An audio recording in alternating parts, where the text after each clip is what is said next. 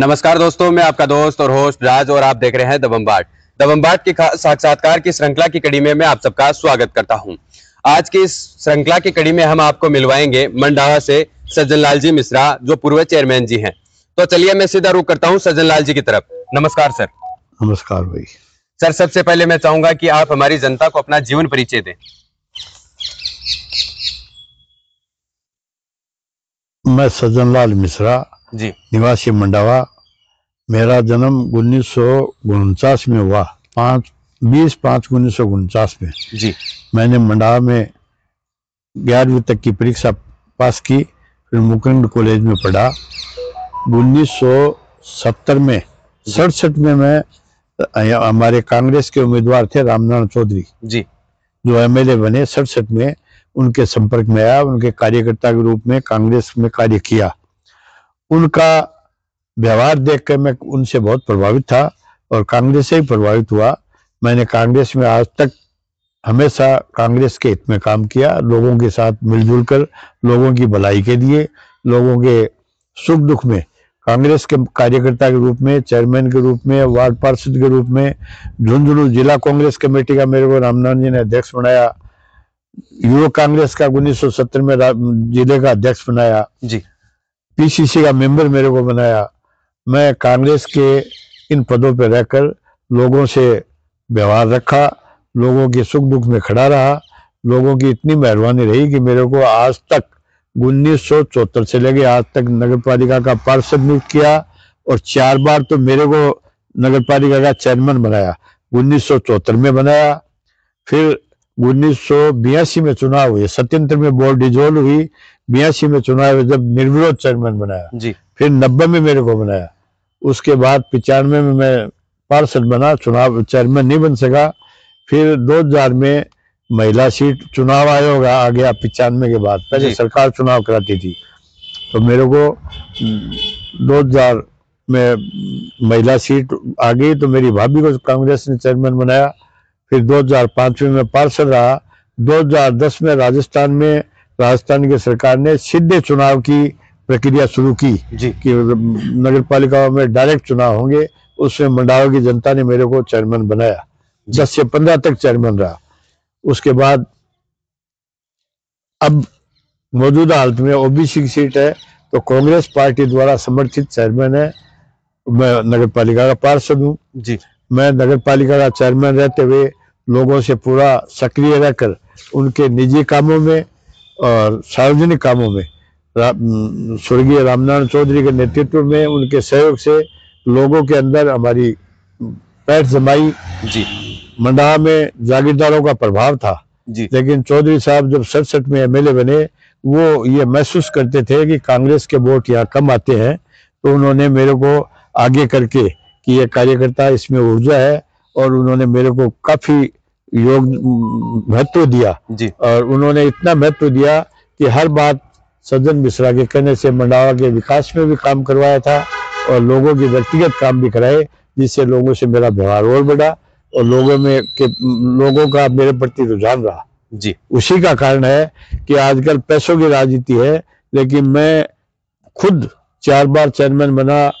OBC की seat पे अब की बार बनाई, महिला सीट पे मेरी भाभी को बनाई। कोई रुपये पैसे को लेन देन नहीं था। पार्षदों ने और हमारे एमएलए रामनारायण जी ने और रीटा चौधरी अब एमएलए है, उनके समर्थन में मंडावा के हित में हमने काम किया जी। आपकी विचारधारा कांग्रेस पार्टी से है? बिल्कुल कांग्रेस पार्टी से हमारी विचार। आपकी विचारधारा सामने वाली पार्टी से कहाँ टकरा जाती है? सामने पार्टी को हमारी कोई टकराव ही नहीं है। सामने पार्टी आज जो स्थिति है वो तो सिर्फ हिंदू मुसलमान की बात है, धर्म की बात करते हैं। हम तो धर्मनिरपेक्ष आदमी है। हमारे तो हिंदू भी ठीक है, मुसलमान भी ठीक है, और आम आदमी, हमें गरीब और अमीर हर व्यक्ति मत देता है। लोगों का प्यार अच्छी तरह है। चेयरमैन जी कहते हैं जी, और सब ठीक है हमारे यहाँ जी। आप मंडावा के काफी बार चेयरमैन जी रह चुके हैं। तो आपने अपने 70 में मंडावा के लिए क्या क्या किया, वो थोड़ा विस्तार से बताइए। इस मंडावा में पहले कुछ भी नहीं था। रामनारायण जी हमारे एमएलए बने जी। उन्होंने रिवाइज जलदार योजना का मंजूरी दिलवाई जी। बिजली का 132 केवी का सबग्रिड स्टेशन कराया और 2008 में हमारी विधायक रीटा चौधरी बनने के बाद जी यहाँ नक्शा ही बदल दिया, तहसील बनवाई, निजामत हेडक्वार्टर, एसडीएम हेडक्वार्टर बनाया, यहाँ पहले पीएससी थी उसको सीएससी बनवाई, और एग्रीकल्चर कॉलेज यहाँ है, यहाँ आईटीआई कॉलेज है जी मंडावा के लिए। रीटा चौधरी ने कांग्रेस शासन में बहुत विकास के काम किए, उसी की देन थी कि आज के इस चुनाव में नरेंद्र जो है, मौजूदा नरेंद्र जी एमपी रहते हुए भी जी और लोगों ने उसको नकार दिया। रीटा चौधरी को इसलिए महत्व दिया, वोट दिए कि उसने मंडावा निर्वाचन क्षेत्र के लिए, मंडावा के लिए, मंडावा में भी उनको 2700 कितने वोटों की लीड मिली। यही वजह थी कि मंडावा की जनता के लिए उन्होंने बहुत काम किए, और मंडावा निर्वाचन क्षेत्र के लिए रीटा चौधरी ने बहुत काम किए, उसकी बदौलत उन्हें लोगों ने वोट दिए। जी आपके विपक्षी नेता, स्थानीय नेता नरेंद्र जी, जो 2018 में विधायक का चुनाव लड़ते हैं और चुनाव जीतते हैं और उसके बाद सांसद बन जाते हैं, उनका जनता के प्रति रवैया कैसा है? वो किस प्रकार के नेता हैं? वो यहाँ अपने बुत्ते पे एमपी नहीं बने, उस वक्त भी भारतीय जनता पार्टी की एक हवा थी जी। यहाँ कभी कांग्रेस बीजेपी का एमएलए बना नहीं, बीजेपी का एमएलए संयोग से हमारे 2300 वोट कमाए विधायक रीटा चौधरी के, पैसों के दम पे वो जीत गया। लोगों बीजेपी वालों ने ये समझ दिया कि इसको ही ये पूरे जिले में बन सकता है एमपी, और हवा थी, वो एमपी बन गया। अब एमपी की हैसियत से उन्होंने टिकट दे दी तो लोगों ने उनका साफ कर दिया काम जी। लोगों ने बता दी कि क्या एमपी है, क्या एमएलए है। काम को मंडावा की जनता जागरूक जनता है, यहाँ सभी वर्ग के लोग हैं, हिंदू भी है, मुसलमान भी है, हरिजन भी है, किसान भी है, सब तरह के आदमी हैं। यहाँ लोगों में जागरूकता है जी। एमपी बनने के बाद नरेंद्र जी ने मंडावा के लिए क्या कोई काम नहीं किया? मंडावा में तो कोई काम ये गिना ही नहीं सकते कि हमने ये किया, जबकि रीटा चौधरी ने तो मंडावा कस्बे को पूरी मान्यता दिलाई, पंचायत समितियां बनाई जी, तहसील बनाई, जिला एसडीएम हेडक्वार्टर बनाया, बहुत काम कराए। विधायक जी रीटा अभी फिर से विधानसभा चुनाव में विजयी हुई और 5 साल के लिए चुनी गई है। बिल्कुल। तो इन आने वाले 5 साल में मंडावा में क्या क्या विकास कार्य होंगे? वो तो देखो, हमारे मंडावा की जनता जो भी उनको सुझाव देंगे, वो अपना कांग्रेस का पहले जो सत्ता उनकी थी उन्होंने करवाए थे।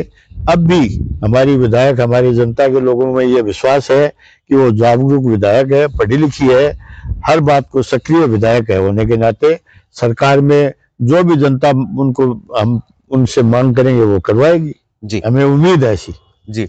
आपका राजनीतिक में अगला कदम क्या होगा? हमारा कांग्रेस का है, हमारा कोई आकांक्षा नहीं है कोई, हम तो खुश हैं मंडावा की और मंडावा के आसपास में। हमें तो लोग चेयरमैन जी कह के बतलाते हैं जी, और हमारी आकांक्षा ज्यादा, इससे ज्यादा कुछ नहीं है जी। बहुत खुश हम रामनारायण जी ने हमें मान्यता दिलाई जी, रामनारायण चौधरी ने मेरे को इस इलाके में मान्यता दिलाई, पूरे जिले में दिलाई, जिले का अध्यक्ष बनाया मेरे को जी, जिले का कांग्रेस का प्रेसिडेंट बनाया मेरे को जी। आपका राजनीतिक गुरु कौन है सर? रामनारायण चौधरी जी। और पूरे भारत की हम बात करें तो आपका सबसे पसंदीदा चेहरा कौन सा है राजनीति में? हमारे कांग्रेस में मौजूदा टाइम में सोनिया जी, इंदिरा जी, खड़गे जी, ये जो कांग्रेस के लीडर हैं जी, वो हमारी पसंद के लीडर हैं। ABCD, कभी कोई बनेगा कभी कोई बनेगा, हम कांग्रेस विचारधारा के आदमी जी, शुरू से ही कांग्रेस के विचारधारा के आदमी हैं जी। तो अब राजस्थान में सरकार भारतीय जनता पार्टी की है, तो ऐसे में क्या आप पे कोई दबाव आ सकता है काम करने में? हमारे क्या दबाव आएगा, क्योंकि सरकार हमें कोई फैक्ट्री तो खोलनी नहीं है कि लाइसेंस देना है जी, जनता के सुख दुख में खड़े रहते हैं, उनमें कोई परमिशन नहीं लेनी पड़ती है जी। सुबह घर में उठ के चाय नाश्ता करके खाना खा के मार्केट में आ जाते हैं, और लोग हमारे से जो हमारे जुड़े हुए लोग हैं जी, आज ये बात है, ये वो बात है, उसके साथ खड़े रहते हैं जी, काम करते हैं, लोगों के बीच में रहते हैं हमेशा जी। राजस्थान में अब नए सीएम आए, सीएम भजनलाल जी शर्मा, उनके बारे में आपका क्या विचार है? पहले क्या कमेंट्स करे, उनका तो कोई नया वो हुआ है पदस्थापित, उनको चुन के बनाया है, जो दिग्गज नेता थे, जो राजनीति को समझते थे, उनकी जगह नए को बनाया है। आगे उनकी कार्यशैली का मालूम पड़ेगा कि वो कैसे काम करते हैं। आज तो उनके बारे में वो तो कोरा कागज है आज जी। पूर्व मुख्यमंत्री अशोक गहलोत और राजस्थान में पूर्व में रही हुई वसुंधरा जी राजे, इन दोनों का राज आपने देखा है, इन दोनों के बारे में आपकी क्या राय है? क्या कहीं ना कहीं इन दोनों में समानताएं हैं? तो कांग्रेस के आदमी हैं, तो हमारे पसंद के आदमी तो अशोक जी गहलोत है, और गहलोत जी जन कल्याणकारी योजनाओं के जरिए राजस्थान में काफी अपनी पैठ जमाई है जी। और लोग खुश हैं कि अशोक गहलोत ने जनता के हित में बहुत काम किए हैं जी। वसुंधरा जी भी महारानी थी, डायनेमिक लीडरशिप है, वो अपने की थी, लेकिन उनका विचार बीजेपी में थे, हमारे कांग्रेस में। हमारे नजर में तो अशोक जी गहलोत का राज अच्छा था जी। आप कांग्रेस के एक दिग्गज नेता हैं। दिग्गज नहीं, हम साधारण कार्यकर्ता है जी। वो आपका बड़कपन है कि आप? बड़कपन नहीं है, हम तो गांव लेवल के कार्यकर्ता है जी। तो आपके अनुसार इस बार राजस्थान में कांग्रेस के हारने के पीछे क्या वजह रही? हारने के पीछे कई जगह कोई न कोई बात तो हुई है। हमारे यहाँ तो शेखावाटी में तो सब लोगों की भावना थी, उसी मुताबिक चुनाव वो आए हैं जी।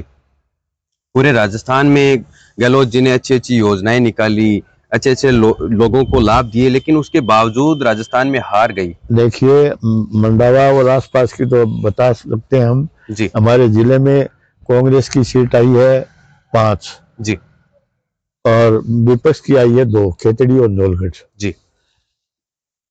सीकर में भी अच्छी आई है।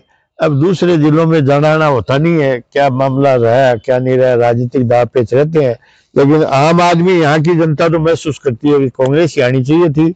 अब भी लोगों के मन में मनाल है जी कि कांग्रेस आनी चाहिए थी, ये जनहित में अच्छा काम नहीं हुआ है, आगे भाजपा की सरकार इनसे भी अच्छा काम करके बताएगी तो लोग मानेंगे जी।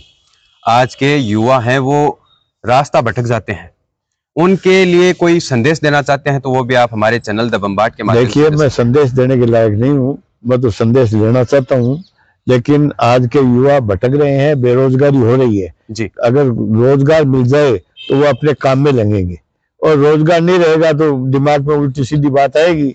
रोजगार के बारे में तो कोई बात करता नहीं है, मंदिर मस्जिद की बात है बीजेपी के पास जी। लोगों को कोई अभी कांग्रेस ने राजीव मित्र लगाए थे, आते ही उनको 5,000 6,000 जो थे उनको हटा दिया। बेरोजगार तो हो गए, वो कोई कांग्रेस विचारधारा के थोड़ी थे, वो तो अप्लाई किया था एनजीओ के मार्फत, उनका सिलेक्शन हुआ था, लेकिन वो भावना बीजेपी की अलग है। दोस्तों, ये थे आज हमारे साथ सज्जन जी मिश्रा। इनसे मिलकर आपको कैसा लगा ये आप हमें कमेंट में बताइएगा। मिलते हैं जल्दी एक और नई कड़ी में नई शख्सियत के साथ, तब तक के लिए धन्यवाद।